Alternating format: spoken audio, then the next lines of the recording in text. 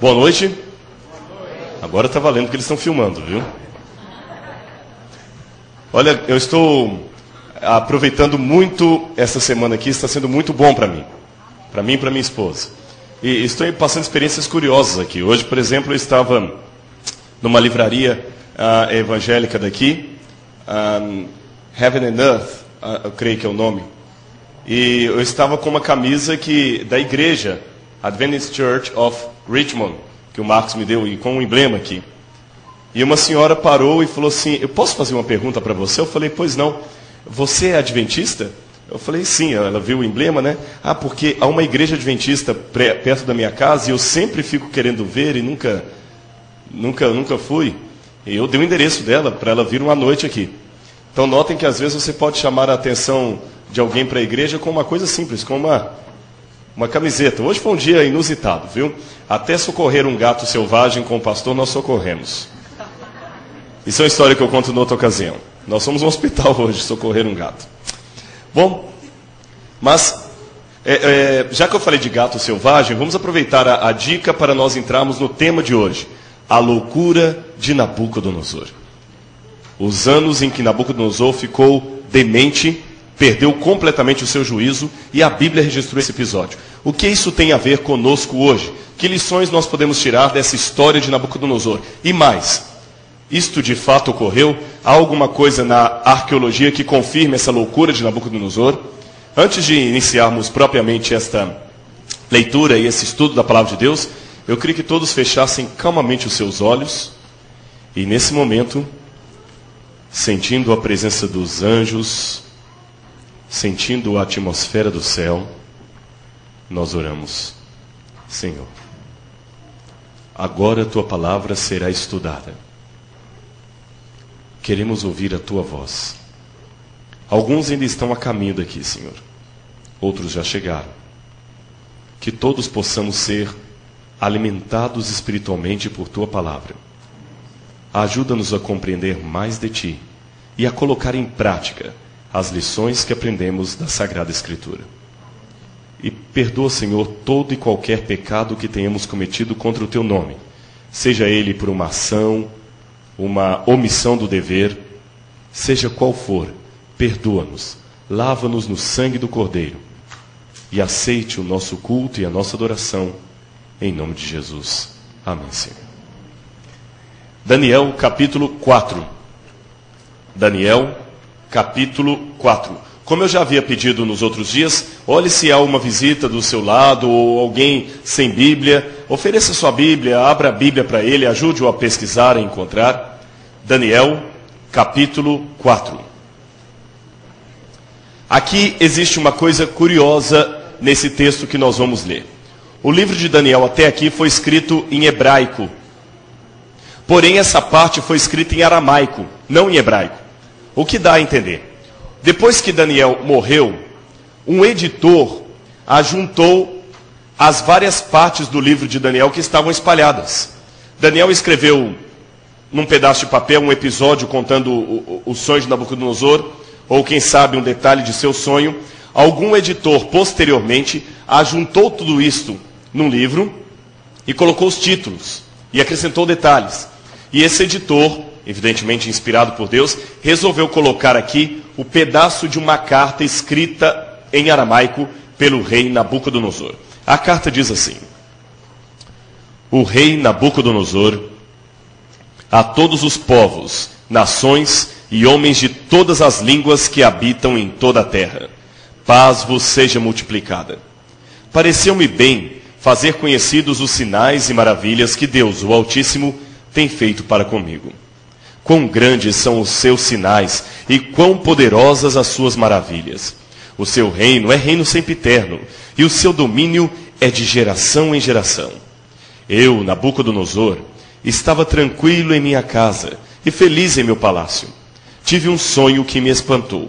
E quando estava no meu leito, os pensamentos e visões da minha cabeça me turbaram. Por isso, eu expedi um decreto, pelo qual fossem introduzidos à minha presença todos os sábios de Babilônia, para que me fizessem saber a interpretação do sonho. E então entraram os magos e encantadores, os caldeus e feiticeiros, e lhes contei o sonho, mas não me fizeram saber a sua interpretação. Bom, esta história nós já conhecemos. Algo semelhante aconteceu no passado.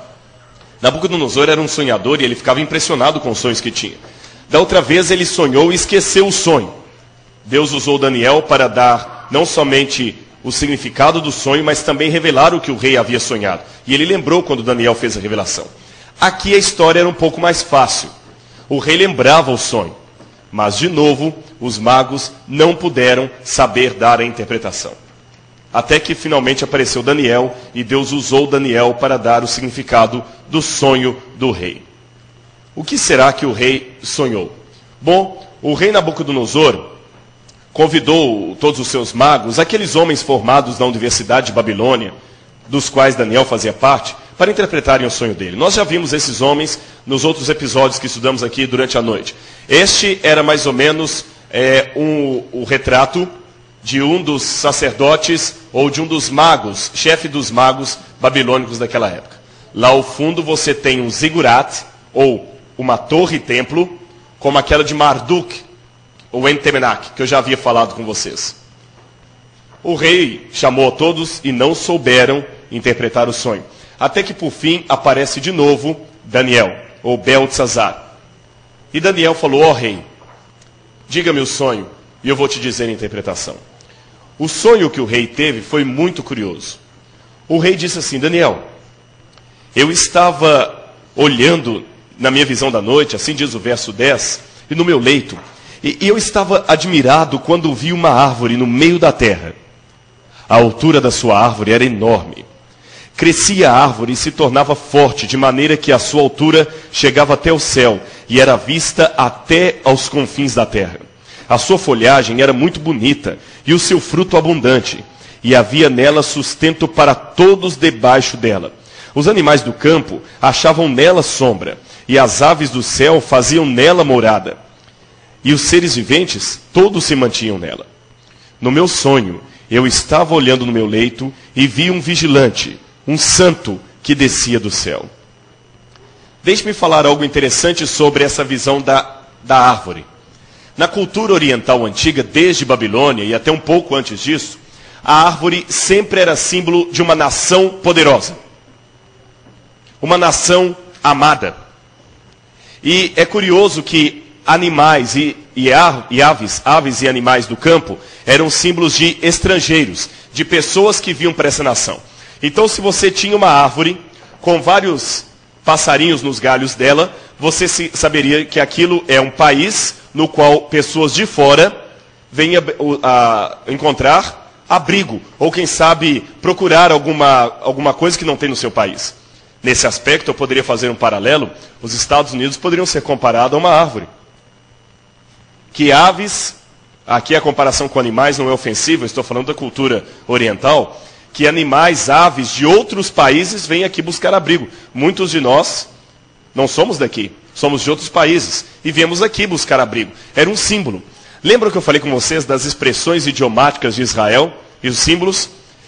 Nós temos hoje também, ou melhor, das expressões e símbolos do Oriente Médio, nós temos também expressões e símbolos. Por exemplo, se eu mostrasse para vocês uma pomba branca, qual a primeira coisa que vem à sua mente? Paz. Não é isso? Se eu mostrasse o símbolo de um coração vermelho, com uma flecha cruzando por ele, o que vem à sua cabeça? Amor, paixão, não é isso? No Oriente Médio, uma árvore repleta de pássaros nos seus galhos e de animais na sua sombra, era uma nação poderosa recebendo estrangeiros. Agora que eu falei isso, eu vou até explicar uma passagem do Novo Testamento. Certa vez Jesus estava chamando discípulos para si. E chamando: venham, sigam-me, sigam-me. Um não foi chamado por Jesus, ele se ofereceu. Quem não se ofereceu dos 12 apóstolos? Quem não foi chamado dos 12 apóstolos? Judas. E você já prestou atenção que quando Judas chega perto de Jesus e fala: Senhor, eu te seguirei por todo lado, Jesus usa esta figura que eu acabei de explicar para responder a Judas. Ele fala para Judas assim: as aves do céu têm seus ninhos, e as raposas os seus covis, mas o Filho do Homem não tem onde reclinar.